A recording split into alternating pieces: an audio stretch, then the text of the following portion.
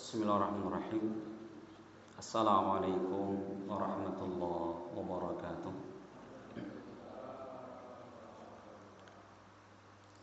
Alhamdulillah, wassalatu wassalam ala rasulillah wa ala alihi wa ashabihi wa man wala. Wa asyhadu an la ilaha illallah wahdahu la syarika lah, wa asyhadu anna Muhammadan abduhu wa rasuluh sallallahu alaihi wa ala alihi wasallam. Qala Allah subhanahu wa ta'ala, ya ayyuhalladzina amanu taqullaha haqqa tuqatih wa la tamutunna illa wa antum muslimun. Ya ayyuhan nasu taqu rabbakumul ladzi khalaqakum min nafsin wahidah wa khalaqa minha zawjaha wa batha minhuma rijalan katsiran wa nisaa'a wattaqullaha alladzi tasaaluna bihi wal arham innallaha kana 'alaikum raqiba. Ya ayyuhalladzina amanu taqullaha wa qulu qawlan sadida yuslih lakum a'malakum wa yaghfir lakum dhunubakum wa man yuti'illaha wa rasulahu faqad faza fawzan 'azima. Amma ba'd. Ma'asyiral muslimin jamaah rahimani wa rahimakumullah.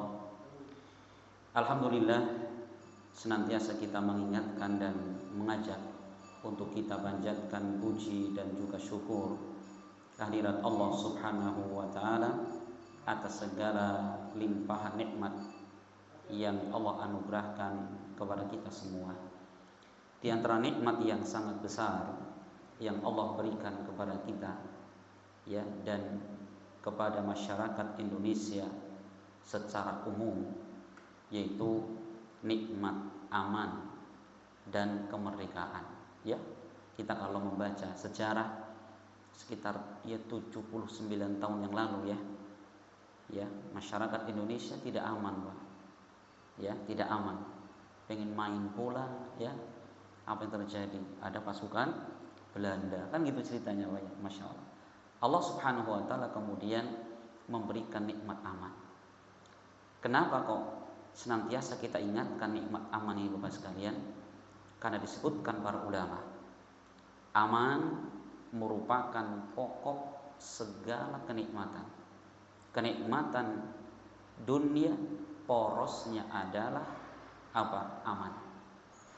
Makanya Nabi Ibrahim alaihissalam ketika beliau pertama kali menginjakkan kakinya di cikal bakal kota Mekah, ya, itu ketika beliau meletakkan istri dan anaknya di lembah, maka Ibrahim berdoa kepada Allah. Apa doanya?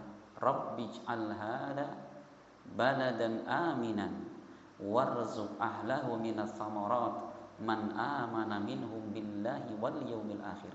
Wahai Rabbku, jadikanlah negeri ini negeri yang aman. Insyaallah, ya, jadikanlah negeri ini negeri yang aman. Baru yang kedua, warzuq ahlahu minas samarat, dan berilah rizki kepada penduduknya berupa buah-buahan. Man amana billahi wal yaumil akhir, bagi barang siapa yang iman kepada Allah dan hari akhir.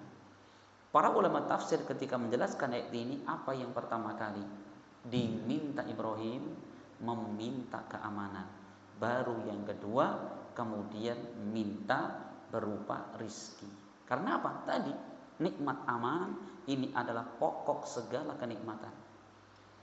Kita andaikan Bapak sekalian punya makanan, punya tempat tinggal yang nyaman, uang banyak, tapi tidak aman, Pak. Duitnya banyak tapi tidak aman. Mau belanja ke warung takut ada bom, Pak. Ya. Atau mungkin warungnya sudah hancur sama sekali. Kita pengen shopping, supermarketnya sudah rata dengan tanah. Kita mau apa? Kita punya makanan enak, Pak. Masya Allah, telur rebus ada, ayam panggang ada, bebek goreng ada, ayam apalagi kambing guling ada. Mau makan ada bom sampai rumah, Pak. Apa mam disit bombing bom disit, nggak bisa, Pak. Dia akan tinggalkan makanan yang enak karena apa? Ingin mencari keamanan. Ya kan? Masya Allah, maka Bapak sekalian, aman itu adalah nikmat yang paling dasar. Makanya Nabi kita Muhammad SAW pernah menyebutkan, Pak, ada 3 nikmat yang jika 3 nikmat ini ada dalam diri seseorang, maka seakan-akan segala nikmat dunia berkumpul pada dirinya. Apa itu? Rasul menyebutkan, man asbah aminan fi sirbihi mu'afan fi jasadihi wa indahu qutu yaumihi faka'annama hizat lahu dunya. Barang siapa yang di pagi hari, 1, aminan fi sirbihi, aman pada diri dan keluarganya, aman. Dirinya aman, keluarga aman. Tidak cukup kalau kita aman, keluarga gak aman, Pak. Contoh misalkan, kita hidup di Purwokerto, Pak. Kemudian anak-anak istri kita hidup di Palestina, Pak. Ya, masih di sana misalkan. Apakah kita aman? Gak aman, Pak. Walaupun kita aman, tapi anak istri tidak aman, kita tidak nyaman hidupnya. Maka Rasul mengatakan, barang siapa yang di pagi hari aman pada diri dan keluarganya. Yang pertama. Yang kedua, mu'afan fi jasadihi, jasadnya, badannya sehat, Pak. Ya, badannya sehat. Yang ketiga, wa indahu qutu yaumihi, dan dia memiliki bahan makanan pokok di hari itu. Makanan pokok saja, nasi, sayur, lauk, orang ketang, tempe, tahu. Apa kata Rasul? 3 nikmat ada dalam dirinya, faka'annama khizat lahu dunya, maka seakan-akan seluruh kenikmatan dunia berkumpul pada dirinya. Apa yang pertama? Yang pertama adalah aman. Ya, maka tidak berlebihan.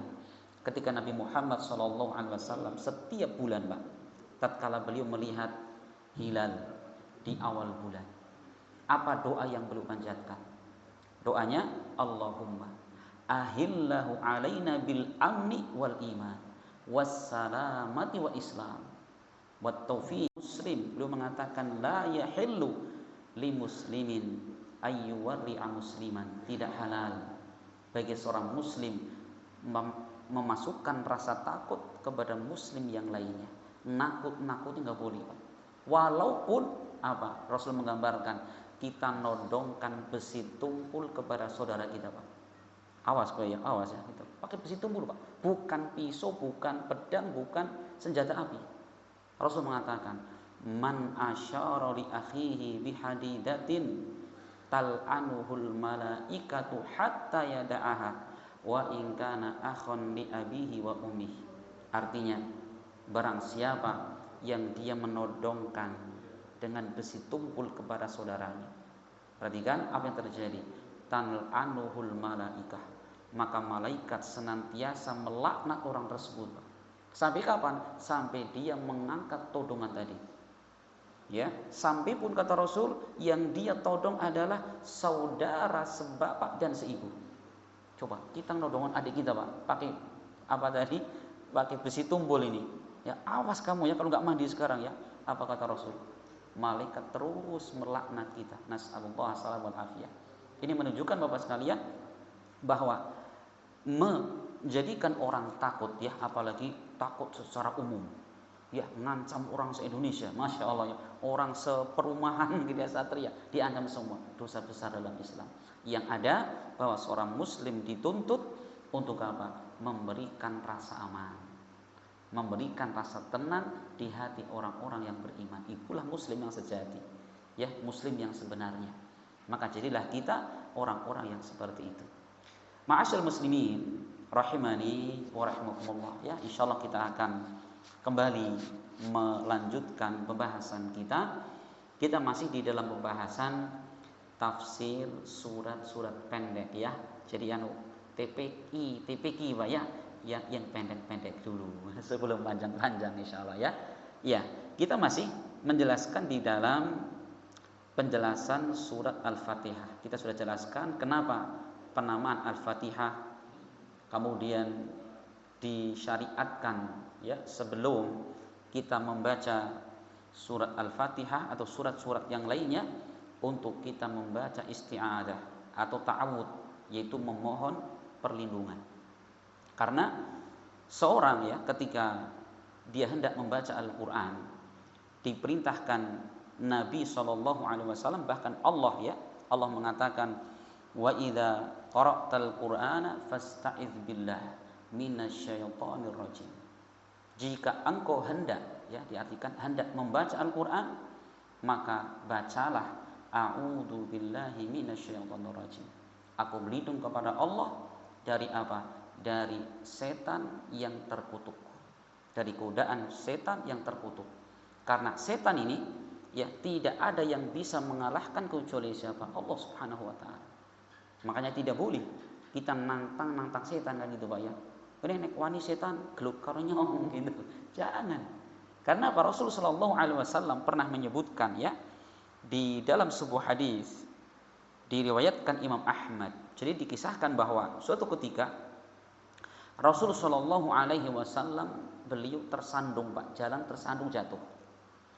Maka ada sahabat yang mengatakan ta'isa syaitan, celakalah setan. Kenapa? Menyebabkan Rasul tersandung. Maka Rasul mengatakan la taqul ta'isa syaitan. Kamu jangan ucapkan celaka setan. Kenapa? Fa innaka idza qulta. Karena apabila engkau mengatakan celakalah setan, apa yang terjadi? Ta'adzama. Maka setan justru semakin membesar. Itu ya, semakin membesar dan mengatakan bi quwwati saraktuhu. Dengan kekuatanku ini aku akan melawan, mengalahkan dia. Ini kata setan. Wa idza qulta bismillah ya. Namun kalau engkau mengucapkan bismillah atau isti'adzah sebelumnya tadi, maka tasahara hatta yasira misla dzubab. Maka setan akan mengecil sampai seperti seekor nyamuk. Setan kalah Pak. Kapan? Ketika kita membaca isti'adzah dan kita membaca bismillah. Bapak sekalian ya. Nah, ini sudah kita jelaskan tentang isti'adzah. Kemudian yang berikutnya Bapak sekalian, kalau kita membaca mushaf Al-Quran, kita dapati bahwa ayat yang pertama bertuliskan Bismillahirrahmanirrahim, gitu Pak ya. Kalau di mushaf kita ya. Di kalangan para ulama, mereka berselisih Pak. Apakah Bismillah ini termasuk dari bagian surat Al-Fatihah atau bukan? Para ulama sepakat dulu. Jadi bahwa Al-Fatihah, Bismillahirrahmanirrahim termasuk salah satu ayat ya yang terdapat di dalam surat An-Naml.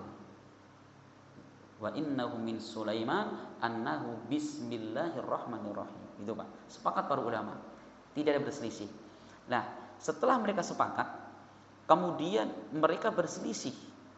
Apakah bismillahirrahmanirrahim ini adalah ayat tersendiri pada setiap surat, ataukah dia merupakan ayat pertama pada setiap surat yang tertuliskan di situ?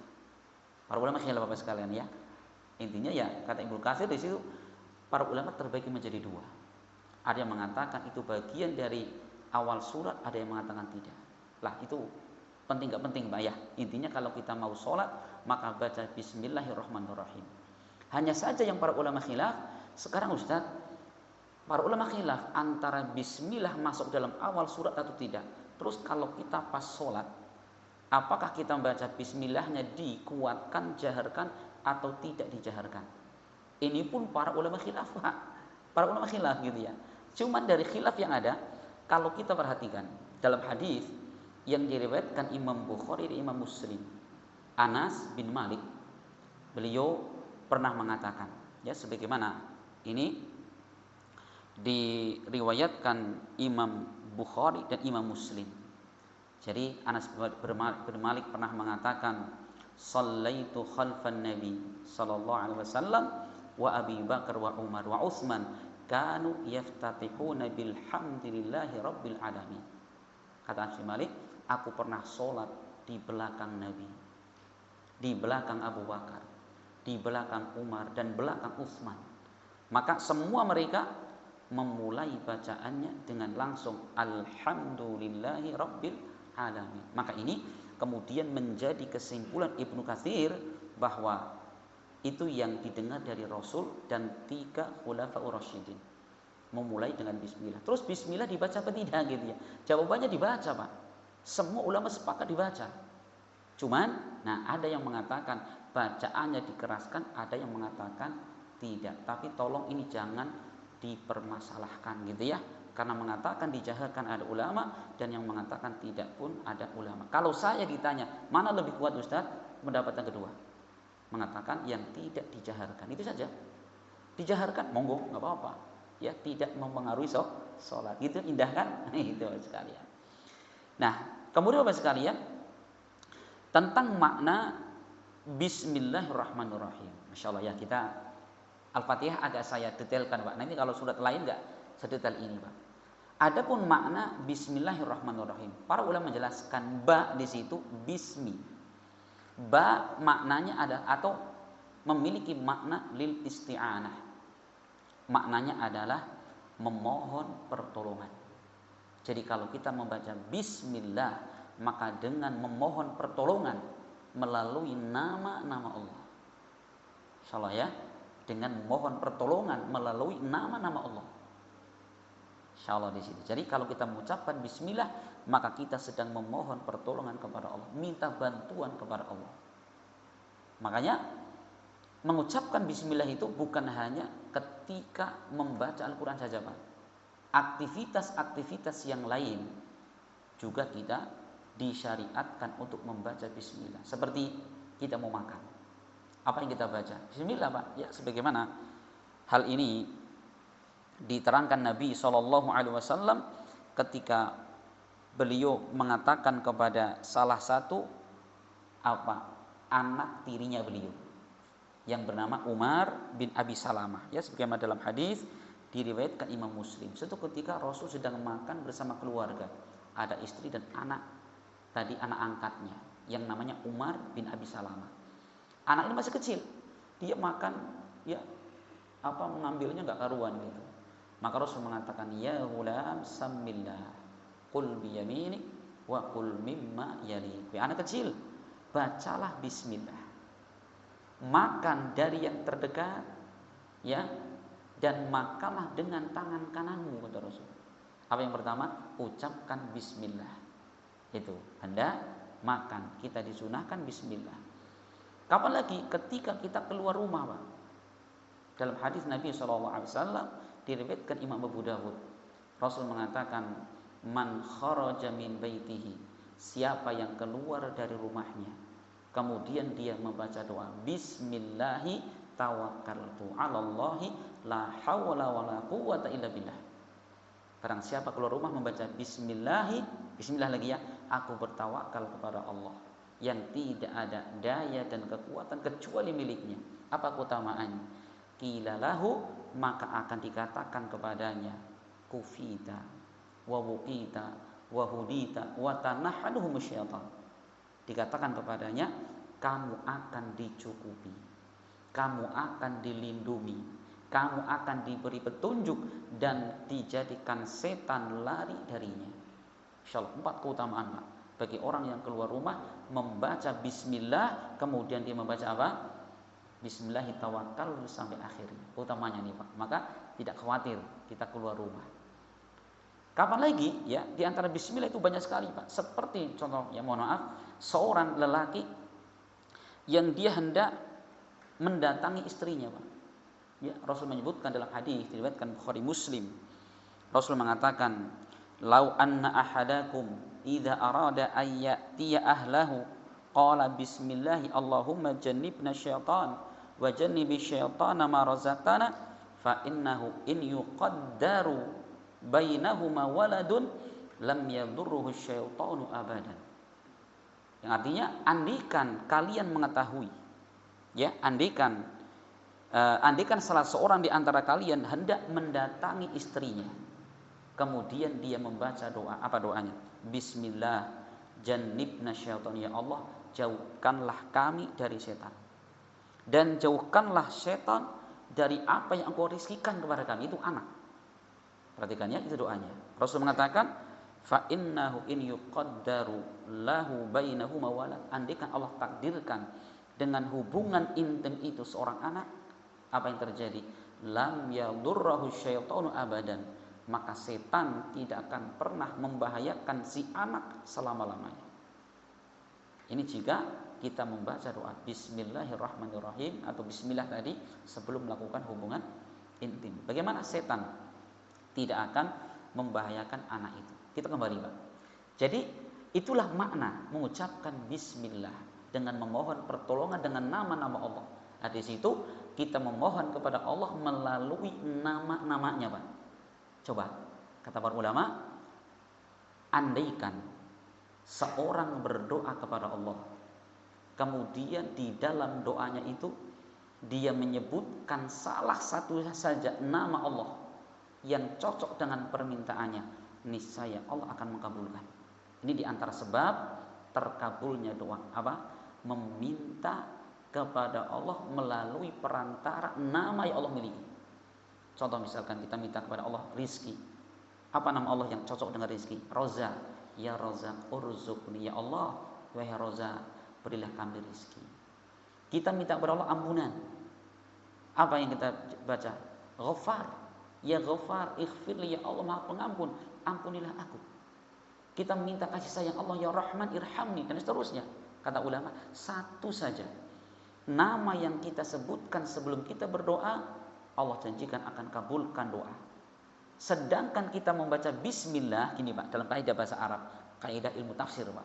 Jadi dalam lafaz bismillah itu ismi Allahi. Ismi itu namanya isim nakirah dan dia mudhaf. Apa makna? Yufidul umum. Ini memberikan faedah keumuman. Maka seakan-akan kita mengatakan, ya Allah, aku bermohon kepada Engkau melalui segala nama, semua nama yang Kau miliki. Coba kita minta tolong kepada Allah, minta doa kepada Allah dengan apa? Segala, semua nama yang Allah miliki. Bukan satu dua nama, semua nama yang Allah miliki. Makanya ini diantara pentingnya kita mengucapkan Bismillahirrahmanirrahim. Insyaallah ya, Bismillahirrahmanirrahim. Nah, kemudian Allah, nama Allah jelas kita tahu ya. Ar-Rahman, nah ini. Ar-Rahman Bapak sekalian, ini adalah salah satu nama Allah yang khusus baginya. Jadi Allah Subhanahu wa taala disebutkan para ulama memiliki beberapa nama khusus. Yang pertama Allah. Yang kedua Ar-Rahman. Ketiga Rabbul Alamin. Ini khusus bagi Allah Pak. Artinya apa? Tidak boleh nama-nama ini dijadikan nama untuk hamba. Jadi kalau misalkan ada orang Pak, anu pun kelahiran sambun, putrane jalan esti jalan asmane sinten Allah. Astagfirullah. Apa namanya? Syirik kepada Allah Pak. Kenapa? Ini nama Allah yang khusus dipakai untuk hamba. Tapi pribadi aku sangat cinta dengan Allah. Ya jangan Allah, namanya Abdullah. Gitu loh Pak. Ubaidullah kan boleh, hamba Allah, jangan Allah. Atau yang kedua nama Ar-Rahman, ada ini Pak. Nama Ar-Rahman.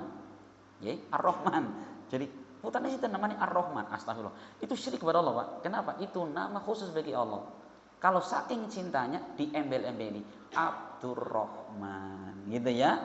Abdurrahman, Abdullah. Atau yang ketiga tadi siapa? Rabbul Alamin. Rabb itu Rabbnya semesta alam. Gak boleh. Kalau mau nambah boleh. Siapa? Abdu Rabbil Alamin. Hambanya Rabbul Alamin. Baru boleh gitu ya. Masya Allah. Ini Bapak sekalian ya. Nah itu nama Ar-Rahman. Termasuk nama khusus bagi Allah. Adapun kalau Ar-Rahim itu nama Allah tapi tidak khusus bagi Allah. Jadi selain tiga nama ini boleh Pak. Hamba bernama dengannya. Seperti Al-Aziz.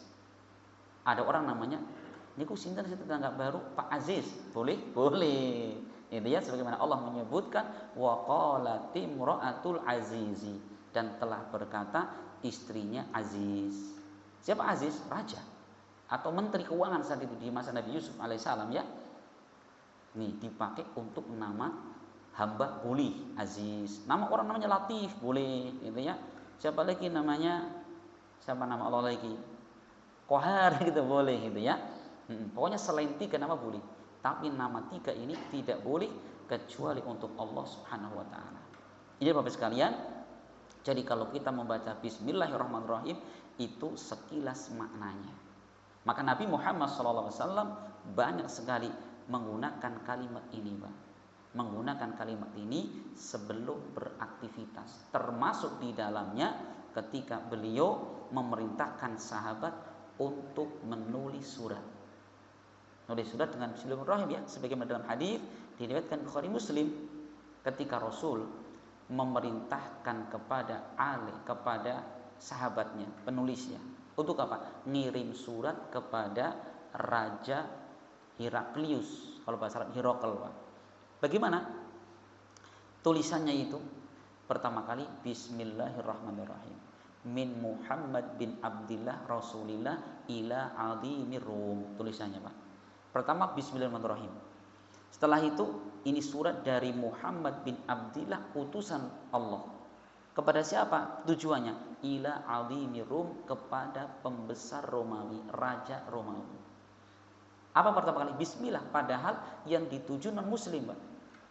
Karena dengan itu apa? Beliau meminta pertolongan kepada Allah.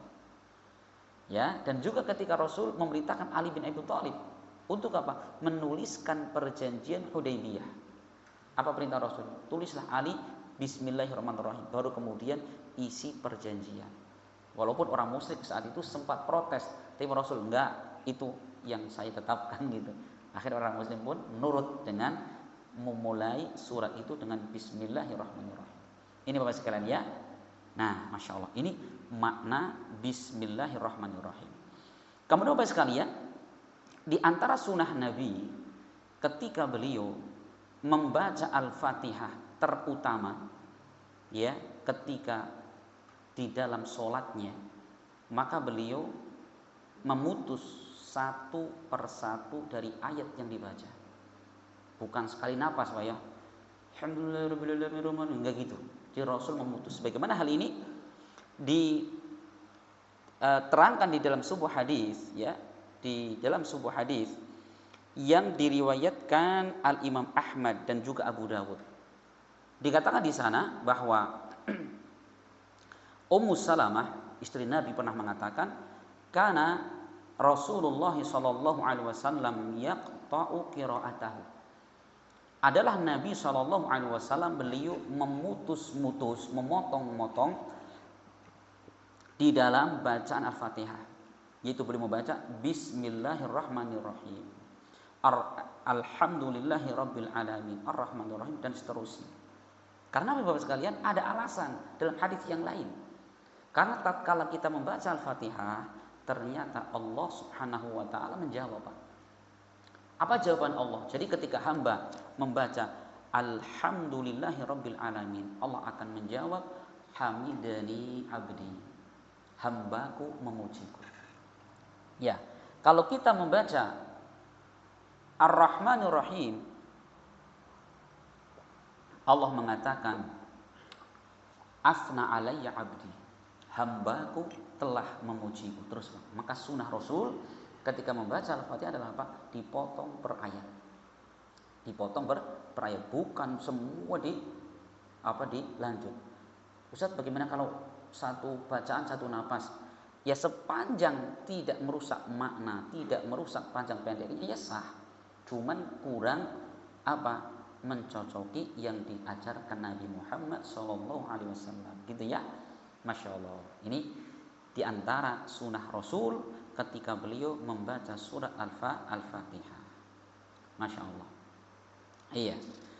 Kemudian Bapak sekalian, yang berikutnya adalah makna Alhamdulillahi Rabbil Alamin.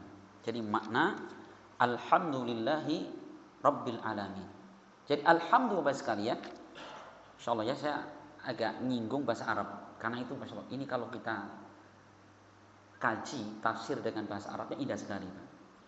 Alhamdulillahi Rabbil Alamin. Alhamdulillah itu alhamd itu pujian, Pak.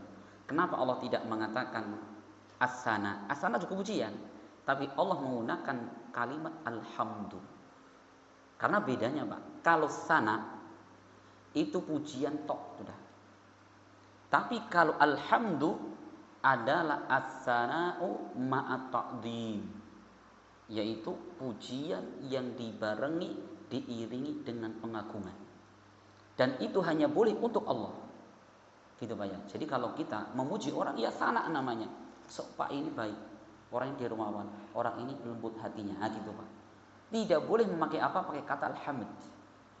Memuji dengan baca hamd, yaitu memuji dengan mengagungkan, enggak boleh. Itu hanya boleh untuk Allah Subhanahu wa taala. Nah, di situ kemudian Allah menggunakan alhamdu, ya. Alhamdu di situ. Pakai alif lam. Alif lam apa di situ? Kata ulama, alif lam di situ adalah lil istighraq. Yaitu maknanya untuk pembahasan umum. Jadi segala pujian hanya milik Allah Subhanahu wa taala. Pujian yang mutlak hanya milik Allah. Adapun manusia, misalnya makhluk, dipuji dia. Cuma tidak semua, Pak. Mungkin dia punya sifat dermawan, lembut hati, tapi apa? Orangnya apa? Dia apa misalkan? Apa, Pak? Ngantukan. Gitu ya. Ada orang masya Allah wanita, misalkan soleha, nurut sama suami, suka dan di hadapan suami, tapi apa? Boros. Gitu, Pak. Ada mesti ya. Ada, hamba itu ada. Sifat baiknya banyak sekali, tapi muncul ada situ kekurangan. Beda dengan Allah Subhanahu wa taala. Allah terpuji pada apa? Pada semua namanya. Terpuji pada semua sifatnya, terpuji pada zatnya. Ya, yang tidak ada sedikit pun kekurangan pada dirinya. Itulah Allah. Makanya digunakan dengan alhamdu. Ya, segala pujian lillah, hanya milik Allah. Hanya milik Allah, Pak. Kalau alhamd, iya, itu hanya milik Allah. Siapa Allah itu? Rabbul alamin, Rabb semesta alam. Apa makna Rabb? Rabb kata para ulama yaitu al-murabbi, yang mengatur, yang mencipta, al-alamin, alam semesta. Hati-hati, Pak, kalau membaca al-alamin. Kita jangan kefasihan, Pak, ya. Alhamdulillahi rabbil alamin. Waduh. Beda arti? Beda. Kalau kita baca alamin berarti Rob semesta alam. Tapi kalau kita baca Robbul alamin berarti Robnya wong pada meriang. Gitu, Pak. Beda. Bisa bedakan, Pak, ya. Kalau alamin maknanya Robbul alam, alam semesta ini. Tapi kalau alamin pakai hamzah geser, Pak. Artinya alam itu wong-wong sing pada meriang. Bener napa keliru? Keliru, Pak. Allah itu Robnya semesta alam, bukan Robnya hanya orang yang meriang-meriang saja itu, Pak. Nah, keliru, Pak. Hati-hati ya. Jadi kalau kita membaca tafsirnya, ternyata belajar tajwid, tahsin penting agar apa? Tidak salah ucap ini, ya. Ini banyak Bapak sekalian. Ya, kita kadang-kadang membaca Al-Qur'an, saya sering jadi makmum gitu ya. Aduh, ini bacaan imamnya kalau nggak dilurusin salah arti. Alhamdulillahi rabbil alamin. Aduh ya Allah, ini ya, segala puji bagi Allah, Robnya orang-orang yang sakit. Padahal Rabbul alamin, Rob semesta alam. Maka alam, Bapak sekalian, kita perhatikan di situ. Andaikan kita betul-betul memaknai makna Rabbul alamin, Robnya semesta alam. Apa itu alam? Alam itu adalah kullu ma siwallahi alam. Kullu ma siwallahi huwal alam. Segala sesuatu selain Allah adalah alam. Gitu, Pak. Jadi kalau kita mengucapkan alhamdulillahi rabbil alamin, segala puji bagi Allah, Rabb semesta alam. Rabbnya segala sesuatu yang ada selain Allah. Ada langit, ada bumi, daratan, lautan, udara, apa yang ada di dalam bumi, itu semua adalah ciptaan Allah. Itu adalah diatur oleh Allah Subhanahu wa taala. Allah yang memeliharanya, subhanallah, Pak. Coba, andaikan satu kalimat ini betul-betul kita maknakan, Pak. Masya Allah. Kita selesai sholat, pulang langsung apa, Pak? Masya Allah. Tawakalnya bertambah. Kita minta kesehatan kepada Allah. Kita minta rizki kepada Allah. Kita minta keselamatan hanya kepada Allah. Ini andaikan kita memahami Rabbul alamin. Allah adalah Rabbul alamin. Gitu ya, masya Allah, luar biasa. Ini baru satu ayat, Pak, ya, baru alhamdulillahi rabbil alamin. Kalau betul-betul kita manakan, betul, Pak. Makanya saya sering ingatkan ya, bahwa di tempat-tempat yang lain saya ingatkan bahwa penting Al-Quran ini kita tadabburi, Pak, ya. Afala yatadabbaruna Al-Quran. Apakah mereka tidak mentadaburi, tidak merenungkan Al-Quran? Masya Allah, ya. Itu Al-Quran. Jadi ini ayat yang pertama. Ayat kedua, ya, alhamdulillahi rabbil alamin. Ya, satu ayat selesai. sampun isya Pak. Lah iki nek anu sekali pertemuan seayat rampung pinten tahun nggih Pak. Sabar nggih. Tapi enggak seperti ini Pak. Saya paling tekankan di surat-surat pendek ini karena ini rukun salat Pak. Nanti kalau surat-surat yang lainnya tidak sedetail ini Pak ya. Yang penting kita memahami makna umum dari ayat sehingga pas kita baca kita ngerti apa makna dan arti yang kita baca. Bapak-bapak sekalian, ini sedikit yang bisa kita sampaikan. Semoga bermanfaat dan semoga Allah Subhanahu wa taala memberikan kepada kita ilmu yang semakin menguatkan iman dan takwa kita kepada Allah Subhanahu wa taala serta ilmu yang bisa kita amalkan dalam kehidupan sehari-hari. Amin ya rabbal alamin. Saya mohon maaf atas segala kekurangan dan saya ucapkan terima kasih wa jazakumullah khairan atas segala perhatiannya. Semoga Allah Subhanahu wa taala menjadikan kegiatan kita ini adalah kegiatan yang akan memperberat timbangan kebaikan kita di sisi Allah Subhanahu wa taala. Amin ya rabbal alamin. Subhanakallahumma bihamdik asyhadu an la ilaha illa anta astaghfiruka wa atubu ilaik. Assalamualaikum warahmatullahi wabarakatuh.